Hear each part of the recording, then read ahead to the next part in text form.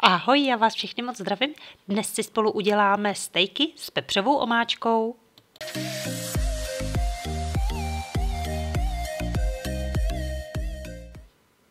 Maso jsem nakoupila v Lidlu, kupuju ho takhle vždycky, protože nemám žádného řezníka, na kterého bych se mohla spolehnout, abych dostala proležený maso.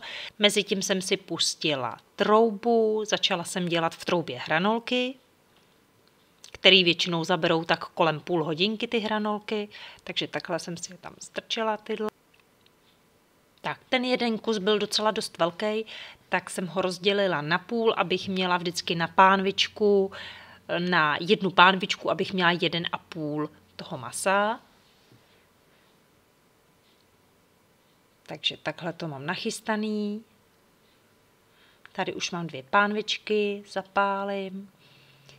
Maso si potřu z obou dvou stran olivovým olejem a nechám dál odpočívat.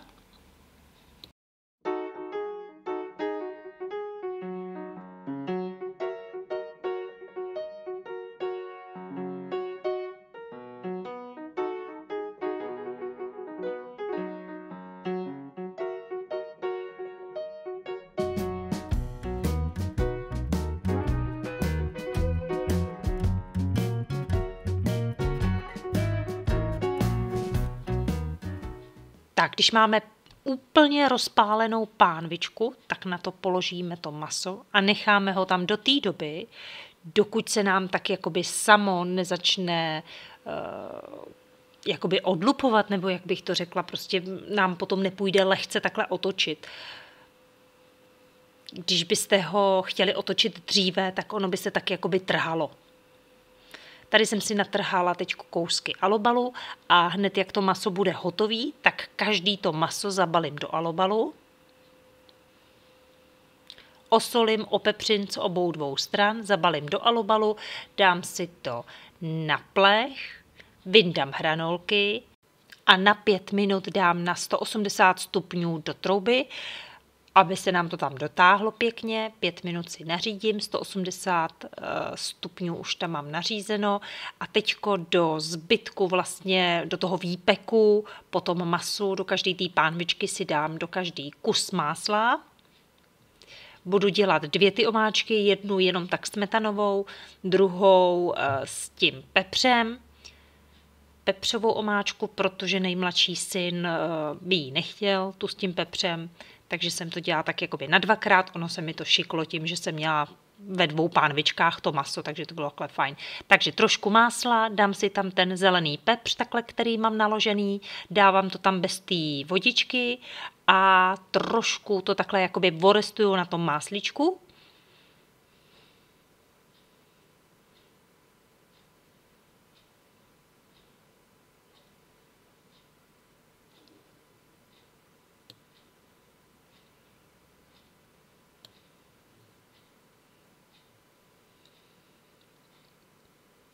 Můžete zkusit je trošku rozbít, ty kuličky pepře, moc se mi to nedařilo. Přilila jsem takhle šlehačku 33% nebo 31%, takovou tu klasickou kunín, kterou přivedu k varu, lehce převařím a pak už se jenom dosolí za chviličku. Teď si udělám tu druhou, zase trošičku máslíčka.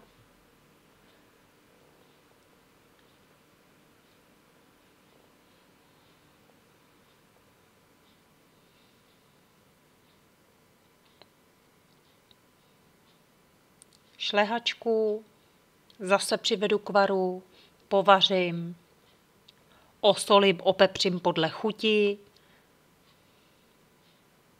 Snažím se trošku strhnout tou měchačkou jakoby ten výpek, protože v tom je ta chuť toho masíčka.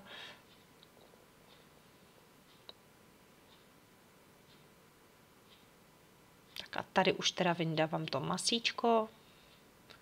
Mám ho vyndané.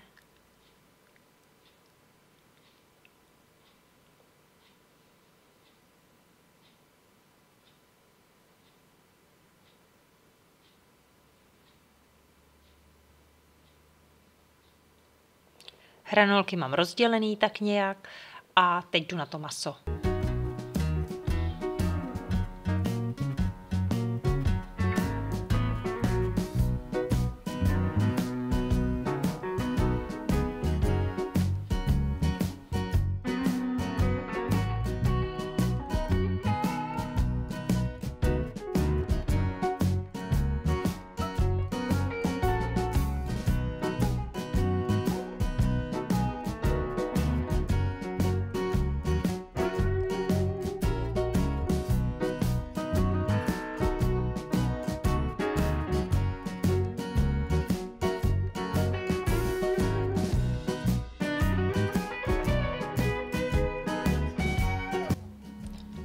před podáním ještě ochutnám omáčky, eventuálně dosolím, dopepřím podle svojí chuti a pak už vlastně dávám hned na ten teplý steak.